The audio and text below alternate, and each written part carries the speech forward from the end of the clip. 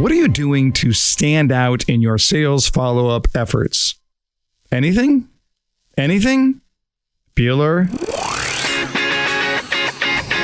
Welcome to The Buyer's Mind, where we take a closer look deep inside your customer's decision-making mechanism to reverse engineer the perfect sales presentation. Now, please welcome your host, Jeff Shore. Hey, Jeff Shore back with you with part 2 of our message on alternative sales follow-up methods. You know, so many salespeople, you know what they want to do? They want to do the bare minimum that they need to do in order to check the old CRM box. Hey, there it is. I followed up, right? I clicked a button and it sent an auto email. There's my follow-up. No, that's not follow-up.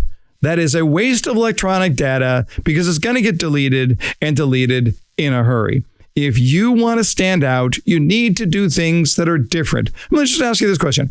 How many emails did you get today? If you're like me, about 150. Next question, how many did you read? Because for me, when I'm getting my emails, I've got one finger on the delete button the entire time. I cannot delete emails fast enough. If you think that a form email is going to get the job done, you are wrong. We need to look for ways to be able to stand out. So last time I gave you 3 alternative sales follow-up methods, including the handwritten note, right, which is an alternative because no one's doing it.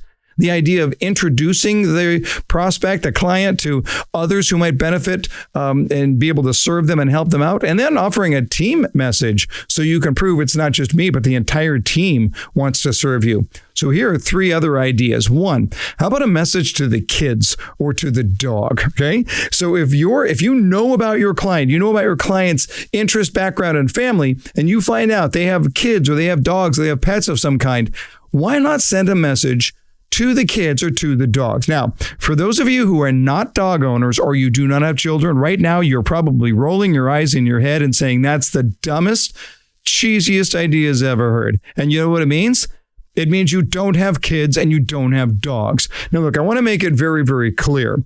If you don't have a good, strong trust relationship with your client, if you can't have a laugh with your client, then I would not recommend this.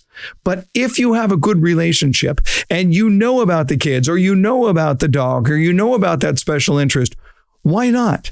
Send a message, be it a text message or a handwritten note or even a picture to the kids, to the dog.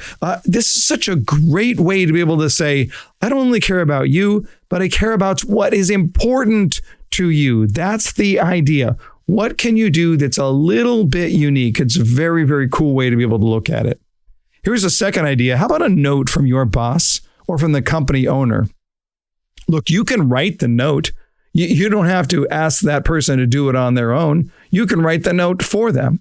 But do you think that your boss would take 5 minutes to write a handwritten note or even an email if it meant closing a sale? Because I think the answer is yes.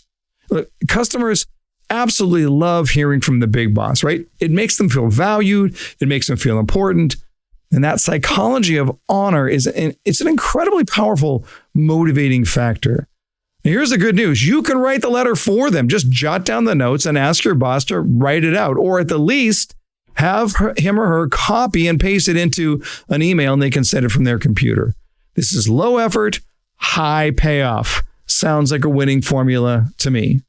And one other idea, and that would be a personalized video testimonial from a past client. So this is the idea.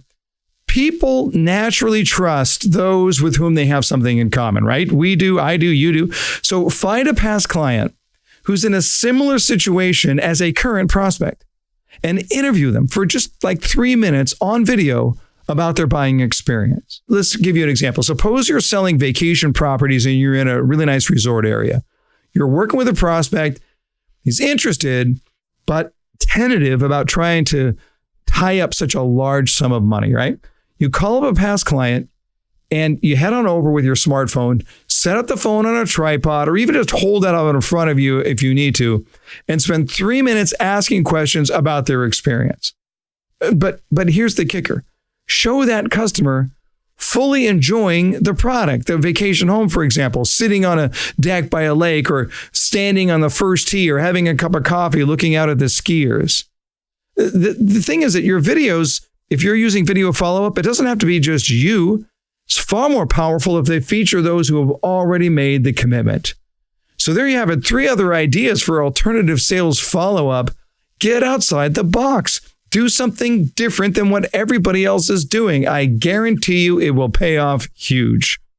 Well, there's another episode of The Buyer's Mind. If you're not receiving our 5-minute sales training, it comes out every Saturday morning. Just go over to jeffshore.com. You can sign up right on the main page for our 5-minute sales training, or go over to YouTube and type in Jeff Shore Training. You'll see the 5-minute sales training come up, and you can hit subscribe right there. Hey, until next time, go out and change someone's world.